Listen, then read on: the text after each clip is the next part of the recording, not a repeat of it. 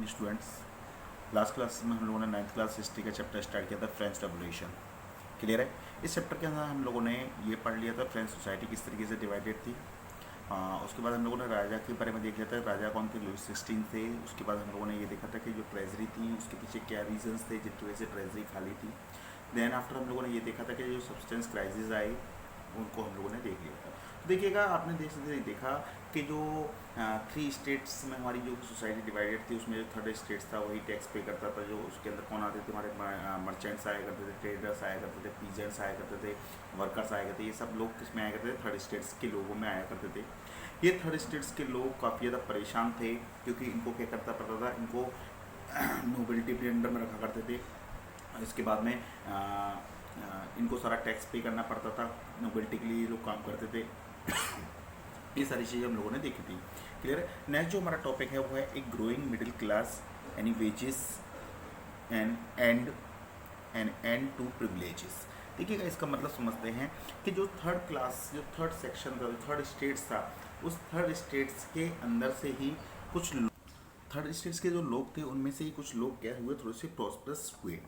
देखेंगे वो लोग कौन थे जो थर्ड स्टेट से बिलोंग करते थे लेकिन फिर भी थोड़े से क्या हो गए थे, प्रॉस्परस हो गए थे। और जब प्रॉस्परस हो गए तो क्या हुआ, क्लियर है। तो इस section of the third states became prosperous, यानी कि एक सेक्शन किसका, थर्ड स्टेट्स का ही बिकेम आर प्रॉस्पियस। वो थोड़ा सा कैसे हो गया, प्रॉस्परस हो गया। प्रॉस्पियस यानी कि थोड़ा सा उसके पास में क्या आ गया, पैसा आ गया, थोड़ा सा वो पैसे हो गए, पैसे वाले हो गए। कौन से लोग, जो थर्ड स्टेट से ही बिलोंग करते हैं। लेकिन थर्ड स्टेट के सारे लोग नहीं, थर्ड स्टेट्स के एक सेक्शन वाले, एक सेक्शन। क्लियर है। कौन सेक्शन से कौन लोग थे, तो हु, तो देखते हैं जो मर्चेंट्स थे, ट्रेडर्स थे, लॉयर्स थे, मैन्युफैक्चरर्स थे। यानी कि ये सारे लोग बिलोंग तो किससे करते थे, थर्ड स्टेट से करते थे। लेकिन इनके पास थोड़ा सा क्या हो गया, पैसा आ गया। कि इनके पास में मर्चेंट्स के पास में, ट्रेडर्स के पास में, लॉयर्स के पास में और मैन्युफैक्चरर्स के पास। अब इनके पास पैसा कहाँ से आया वो हमें देखना है। तो हाउ कैसे इनके पास पैसा आया, तो overseas trade and manufacturing goods. ये लोगों ने, ये मर्चेंट्स वगैरह, जो ट्रेडर्स वगैरह थे, इन्होंने क्या करना शुरू किया, ओवरसीज ट्रेड करना स्टार्ट किया। देखो इस समय पे क्या हुआ, यूरोप के अंदर इंडस्ट्रियलाइजेशन हो चुका था, यूरोप के अंदर इंडस्ट्रीज वगैरह आ चुकी। तो ये लोग क्या कर, जो मर्चेंट्स थे और जो ट्रेडर्स थे वो क्या कर रहे थे, वो सीज के रास्ते यानी समुद्र के रास्ते वो क्या कर रहे थे, ट्रेडिंग कर रहे थे दूसरी कंट्रीज के अंदर। क्लियर है। जब वो दूसरी कंट्रीज के अंदर ट्रेडिंग कर रहे थे तो वहाँ से वो तो सब क्या कमा रहे थे, पैसा कमा रहे थे। इसके साथ साथ जो एक प्रोफेशनल थे, जो लॉयर्स थे, उनको उनके पास, और जो मैन्युफैक्चर थे, मैन्युफैक्चरिंग ने क्या कर दिया कि कुछ इंडस्ट्रीज वगैरह लगा दी, कहाँ पर, फ्रांस वगैरह के अंदर। तो उन इंडस्ट्रीज से उनके पास में क्या आ रहा था, पैसा आ रहा था। तो इन लोगों का मैं कह सकता हूँ ये बिलोंग तो कहाँ से करते थे, थर्ड स्टेट से करते थे। लेकिन इनके पास थोड़ा सा क्या हो गया, पैसा आ गया। क्लियर है। तो यहाँ से हमारी क्या इमर्ज हुई, यहाँ से हमारी मिडिल क्लास, एक थर्ड स्टेट्स में से एक मिडिल क्लास इमर्ज हुई, जिनके पास में क्या था, नोबिलिटी और क्लर्जी से कम पैसा था लेकिन थोड़ा सा पैसा हो गया था। क्लियर है। तो जब इन लोगों के पास पैसा आया, जब इन लोगों का प्रॉस्पेरस हुए ये लोग, तो इन लोगों ने क्या करना किया, इन्होंने एजुकेशन प्राप्त करना स्टार्ट किया, इन्होंने अपने बच्चों को एजुकेटेड करना स्टार्ट किया।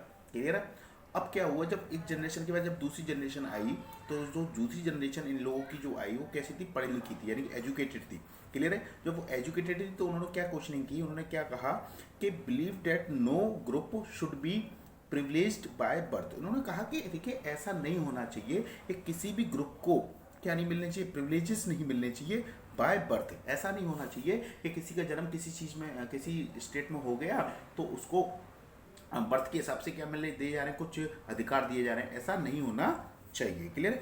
डिमांड ऑफ सोसाइटी, इन्होंने किस चीज़ की डिमांड की, ये जो पढ़े लिखे लोग, यानी कि देखिएगा पहले क्या था, पहले जो थर्ड स्टेट्स के लोग थे वो नोबिलिटी और क्लर्जी के अंडर में काम करते थे। वो अपनी डेस्टिनी समझते थे, वो अपना नसीब समझते थे कि हमारा जन्म कहाँ हुआ है, थर्ड स्टेट्स में हुआ है, तो हम लोग किसके लिए पैदा हुए हैं, हम लोग इनके नीचे रहने के लिए ही पैदा हुए हैं। क्लियर है।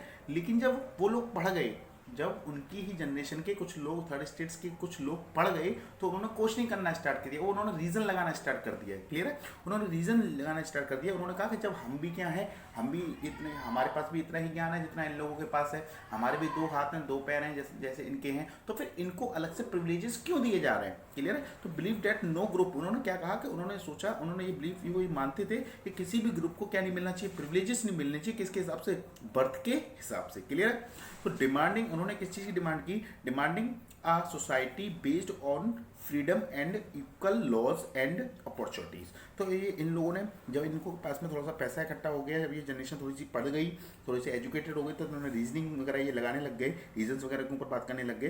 तो got a voice of oppose, तो इन्होंने अपोज करना स्टार्ट कर दिया। और वो किस चीज़ की डिमांड करना शुरू कर दिया, ऐसी सोसाइटी की डिमांड करने लग गए जिसके अंदर सभी लोगों को क्या हो, फ्रीडम हो, और सारे लोगों के पास में क्या हो, इक्वल लॉज हो, सबके लिए इक्वल कानून हो और इक्वल अपॉर्चुनिटीज हो सबके लिए। तो ये जो इक्वलिटी और ये सोशलिटी की बात करने लग गए। दूसरे शब्दों में कहूँ तो मैं किसके लिए बात करने लग गई है, ये freedom, sociality, equality, equal opportunities के बारे में बात करने लग गए।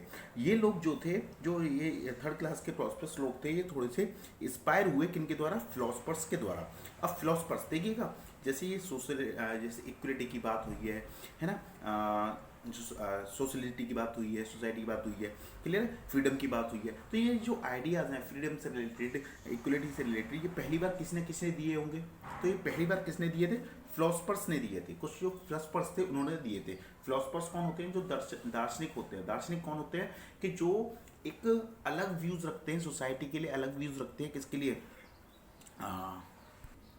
फिलोसफर्स कौन होते हैं बेटा, जो एक अलग व्यूज़ रखते हैं, अलग एक सोच रखते हैं इसके लिए, समाज के लिए उनको हम लोग क्या बोलते हैं, फिलोसफर्स बोलते हैं।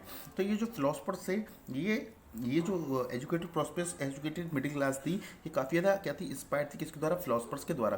तो हम लोग फिलोसफर्स ने क्या व्यूज़ दिए, ये हम लोग नेक्स्ट वीडियो के अंदर पढ़ेंगे। फिलहाल इस वीडियो के अंदर हम लोगों ने जो पढ़ा वो ये देखा कि कैसे एक न्यू मिडिल क्लास मर्ज हुई थी, किसमें से, थर्ड स्टेट्स के लोगों में थे। यानी कि जो थर्ड स्टेट्स के लोग में थे उनमें थर्ड स्टेट्स के लोग जो थे उनमें से कैसे जो पीपल्स थे उन्होंने कैसे वो उसमें से सेक्शन क्या हुआ, प्रॉस्पर्स हुआ, और प्रॉस्पर्स होकर उन्होंने जब वो एजुकेटेड हुआ तो एजुकेटेड होकर उन्होंने किस चीज़ के खिलाफ वो उन्होंने बोलना स्टार्ट किया, ये हमने इस वीडियो के अंदर देखा। अब आगे जो फिलोसफर्स के जो थिंकिंग थी, जो फिलोसफर्स किस चीज़ के लिए बात करते थे, फिलोसफर्स कौन कौन से फिलोसफर्स ने क्या क्या बातें कही, वो हम लोग नेक्स्ट वीडियो के अंदर पढ़ेंगे।